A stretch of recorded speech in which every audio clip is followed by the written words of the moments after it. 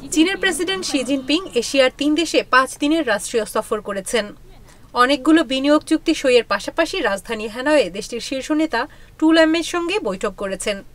বৈঠকে শি ল্যামকে বলেছেন, আমাদের মিলেমিশে আমেরিকান একতরফা উপদ্রব মোকাবিলা করতে হবে। শি ল্যামের বৈঠক নিয়ে মন্তব্য করেছেন মার্কিন প্রেসিডেন্ট ডোনাল্ড ট্রাম্প। আমেরিকাকে আঘাত করতেই চীনের প্রেসিডেন্ট শি জিনপিং ৩টি দেশে রাষ্ট্রীয় সফর করছেন বলে মনে করেন ট্রাম্প। ওভাল অফিসে ট্রাম্প সাংবাদিকদের বলেন, আমি চীনকে দোষ দেই না, ভিয়েতনামকেও দোষ দেই না। তাদের মধ্যে হৃদ্যতাপূর্ণ বৈঠক হয়েছে। কিভাবে আমেরিকাকে ফাঁকি দেওয়া যায় তারা সেই উপায় খুঁজে বের করতে চেষ্টা করেছেন। তবে আপনারা ভুলে যাবেন না, এই উদ্দেশ্যেই কিন্তু ইউরোপীয় ইউনিয়ন গঠিত হয়েছিল। বান্ডেল থাকলে প্রতি সেনমানিতে টাকা বাঁচবে। বিকাশ সেনমানি বান্ডেল কিনে জিতুন প্রতি লেনদেনে। গত ২ এপ্রিল ট্রাম্প হোয়াইট হাউসের রোজ গার্ডেন থেকে যে উচ্চ শুল্ক ঘোষণা করেছিলেন তার অন্যতম ভুক্তভোগী ভিয়েতনাম। দেশটির ওপর আরোপ করা হয়েছে ৪৬% শুল্ক। তবে বিশ্বের অন্যান্য দেশের মতো ট্রাম্পের ২ এপ্রিল ঘোষিত পাল্টা শুল্ক চীন ছাড়া বাকি দেশগুলোর উপর ৯০ দিনের জন্য স্থগিত করা হয়েছে। যদিও সার্বজনীন ১০% শুল্ক ঘোষণার দিন রাত থেকে কার্যকর হয়েছে।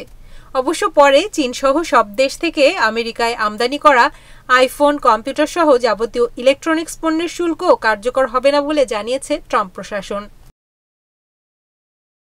ইকোনমিস্টের এক বিশ্লেষণে বলা হয়, শি যে ভিয়েতনাম গেলেন এই সফর হুট করে ঠিক করা হয়নি। ট্রাম্পের শুল্ক ঘোষণার বেশ আগেই শির দক্ষিণ পূর্ব এশিয়ার ৩টি দেশের সফরসূচি চূড়ান্ত করা হয়। ভিয়েতনাম দিয়ে তার সফর শুরু হয়। ভিয়েতনাম থেকে তিনি মালয়েশিয়ায় যান, সেখান থেকে কম্বোডিয়া যান। এই কম্বোডিয়া সফরের মধ্য দিয়ে এই ৩ দেশের সফর শেষ হয়। ভিয়েতনামের মতো কম্বোডিয়ার ওপরও ৪৬% শুল্ক ঘোষণা করেছেন ট্রাম্প। মালয়েশিয়ার পণ্যের ওপর ঘোষণা করা হয়েছে ২৪% শুল্ক। এই অঞ্চলের অন্যান্য দেশ থাইল্যান্ড, ইন্দোনেশিয়া ও ফিলিপাইনের উপর ঘোষণা করা হয়েছে যথাক্রমে ৩৬%, ৩২% ও ১৭% শুল্ক। এমন পরিস্থিতিতে আগে থেকে নির্ধারিত হলেও চীনা প্রেসিডেন্টের দক্ষিণ পূর্ব এশিয়ার ৩ দেশ সফরকে বেশ সময় উপযোগী বলে বিবেচনা করা হচ্ছে। কারণ এই সফরের মধ্য দিয়ে শি অঞ্চলটির দেশগুলোর কাছে এই বার্তা দিতে পারবেন যে চীন তাদের পাশে আছে। চীনের সংবাদ সংস্থা সিনহুয়া জানায়, ল্যামের সঙ্গে বৈঠকে শি বলেছেন, চীনের বাজার ভিয়েতনামের জন্য সবসময় খোলা।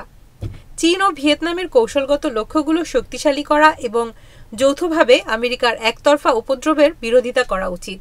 শি বলেন, বিশ্বব্যাপী মুক্ত বাণিজ্য ব্যবস্থা এবং শিল্প ও সরবরাহ স্থিতিশীলতা বজায় রাখার জন্য ২ দেশের একসঙ্গে কাজ করা উচিত। বিশ্লেষকদের মতে গত কয়েক বছরে দক্ষিণ পূর্ব এশিয়ার দেশগুলো চীনের দিকে ঝুঁকেছে। এই অঞ্চলের দেশগুলোর সঙ্গে চীনের বাণিজ্য বাড়ার পাশাপাশি সেখানে চীনের বিনিয়োগও বেড়েছে। কিন্তু তার মানে এই না যে তারা চীনের সঙ্গে বাণিজ্য ঘাটতি নিয়ে উদ্বিগ্ন নয়। ভিয়েতনামের সঙ্গে ব্যবসায় চীনের উদ্বৃত্ত অনেক বেশি। প্রতিবেশী কমিউনিস্ট দেশটি প্রতি অর্থবছরে যে অর্থমূল্যের পণ্য চীনে রপ্তানি করে তার চেয়ে ১.৬ গুণ বেশি পণ্য চীন থেকে আমদানি করে। এখন চীনের পণ্যে যুক্তরাষ্ট্র ১৪৫% শুল্ক দেওয়ায় ভিয়েতনাম সহ অঞ্চলটির অন্যান্য দেশের বাজার চীনের সস্তা পণ্যে সয়লাভ হয়ে যাবে বলে আশঙ্কা করা হচ্ছে। এছাড়া দক্ষিণ পূর্ব এশিয়া সহ যেসব দেশের উপর উচ্চ শুল্ক আরোপ করে তা ৯০ দিনের জন্য স্থগিত করা হয়েছে। তারা ওয়াশিংটনের পক্ষ থেকে বিশেষ ধরনের হুমকিতে আছে। ওয়াশিংটনের প্রত্যাশা, শুল্ক স্থগিত করা হয়েছে দর কষাকষি করার জন্য, অন্য দেশের সঙ্গে যোগসাজশ করার জন্য নয়। যারা এমনটি করবে তাদের শাস্তি পেতে হবে। শি ল্যামের বৈঠকের পর ট্রাম্প যে মন্তব্য করেছেন তাতে প্রচ্ছন্ন সেই হুমকি রয়েছে। ট্রাম্পের এই হুমকি বা চীনের মতো বড় অর্থনীতির দেশের সঙ্গে যে সাবধানে লেনদেন করতে হবে সেই জ্ঞান এই অঞ্চলের নেতাদের রয়েছে। ল্যামের আচরণ থেকেও বিষয়টি অনুমেয়। শুল্ক ঘোষণার পর শুরুর দিকে যারা ট্রাম্পকে ফোন করেছেন, ল্যাম তাদের একজন। তিনি ট্রাম্পকে প্রস্তাব করেছেন ভিয়েতনাম আমেরিকার পণ্য থেকে সব শুল্ক প্রত্যাহার করবে, অর্থাৎ যুক্তরাষ্ট্র থেকে দেশটিতে প্রবেশ করতে কোনো শুল্ক লাগবে না। তিনি এরই মধ্যে ওয়াশিংটনে এক বিশেষ আলোচকও পাঠিয়েছেন।